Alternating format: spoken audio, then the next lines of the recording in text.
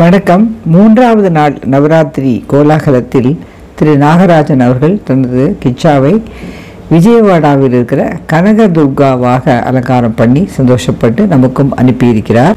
இந்த கோவில் 18 சிறப்பு வாய்ந்த சக்தி பீடங்களில் ஒன்று, அதாவது பெண்மையினுடைய சக்தியை பிரதிபலிக்கும் பீடங்களில் ஒன்று. இது கிருஷ்ணா நதிக்கரையில் இந்திரகீலாத்ரி மலையின் மேலே அமைந்திருது, விஜயவாடாவினுடைய இதய பகுதியில். இங்கே மிகவும் சக்தி வாய்ந்த கனகதுர்கா குடிகொண்டுள்ளாள். சிவனுக்கான பிரசித்தி பெற்ற மல்லேஸ்வர சுவாமி கோவிலும் இங்கு அமைந்திருக்கிறது. ஸ்வயம்புவாக தோன்றின இந்த அம்பாளால் தான் இந்த இடத்துக்கே விஜயவாடான்னு வந்துதான். அதாவது அம்பாளானவள் மகிஷாசுரனை கொன்று வெற்றி வாகை சூடியதால் the place of victory Vijayawada அப்படிங்கிற பெயர் இந்த இடத்துக்கு சூட்டப்பட்டது. இங்கே இந்திரகீலர் அப்படிங்கிற ஒரு ரிஷி தவம் பண்ணி கொண்டிருந்தாராம். அதனால் அந்த மலையின் மேலே, அவருடைய ஹிருதயமாகிய அந்த மலையின் மேலே குடிக்கொண்டதால் இந்த இந்திரகீலாத்ரி மவுண்டனில் இந்த மகிஷாசுர மர்தினியாக இருக்கிற அம்பாளுக்கு 8 கரங்களோடு மிகவும் சக்தி வாய்ந்த அம்பாளாக நிறைய லட்சக்கணக்கான பெயர்களால் வழிபடப்படுகிறாள். திராவிட கட்டடக்கலையை பிரதிபலிக்கும் இந்த கோவில் 8வது நூற்றாண்டை சேர்ந்ததாக கருதப்படுகிறது.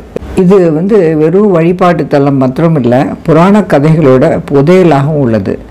இதுக்கு இந்திரகீலாத்ரி அப்படின்ற ஒரு பெயர் வேற விளங்குகிறது. 4 அடி உயரமான அம்பாள் அப்படியே நிறைய ஆபரணங்கள் எல்லாம் அணிந்து கொண்டு நிறைய மலர் மாலைகளோட ஜொலிக்கிறாள். அந்த அம்பாளை நம் கண்முன் கொண்டு நிறுத்துகிறார் திரு நாகராஜன் அவர்கள். தனது கிச்சாவுக்கு அந்த அலங்காரத்தை பண்ணி அசத்துவதன் மூலம் என்ன அழகாக ஒரு புடவையை கட்டி ஆபரணங்களை எல்லாம் அணிவிச்சு அந்த முகத்தில் அந்த கம்பீரம் கனிவு ரெண்டுத்தையும் கலந்து கொண்டு பார்க்க நம்மளுக்கு அப்படியே ஒரு நம்மளுடைய தாயாரை பார்ப்பது போன்ற ஒரு உணர்வை ஏற்படுத்துகிறது அவருடைய அலங்காரம். இதில் உள்ள கிருஷ்ணர் மறைந்திருக்காருங்கிறத நம்ம சொன்னால் தான் தெரியும். அவ்வளோ அழகாக அந்த ஆயுதங்கள் எல்லாம் பண்ணி கிரீட்டம் வச்சு விதவிதமான ஆபரணங்கள், அந்த புடவை கட்டியிருக்கிற அழகு ஒன்று போகிறோம். என்ன அழகாக கட்டியிருக்கா, அவளோட வாகனம் அதெல்லாம் வச்சு அந்த புலியை ரொம்ப அழகாக அந்த அலங்காரம் பண்ணியிருக்கிறார் திரு நாகராஜன் அவர்கள். இதை காண இந்த நவராத்திரி சமயத்தில் நம்மளுக்கு விஜயவாடாவில் போய் கனகதுர்காவே தரிசனம் பண்ணிட்டு வந்த மாதிரியான ஒரு பிரமிப்பு நம்மளோட மனசில் ஏற்படுத்துகிறது.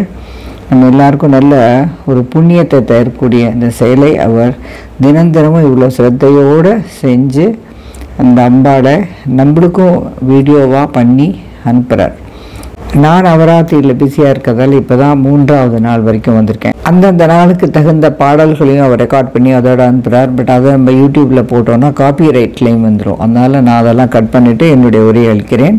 அவருடைய இந்த கலை மேல்மேலும் சிறக்கணும். அவர் ஒவ்வொரு வருடமும் இந்த மாதிரி அம்பாளை அலங்காரம் பண்ணி நம்மளுக்கு அனுப்பணும் அப்படிங்கிறதே நான் பிரார்த்தனையாக வைக்கிறேன். வாழ்க வளமுடன். நமது பாராட்டுக்கள் திரு நாகராஜன் அவர்களுக்கும் அவரது குடும்பத்தாருக்கு நமது வாழ்த்துக்கள்.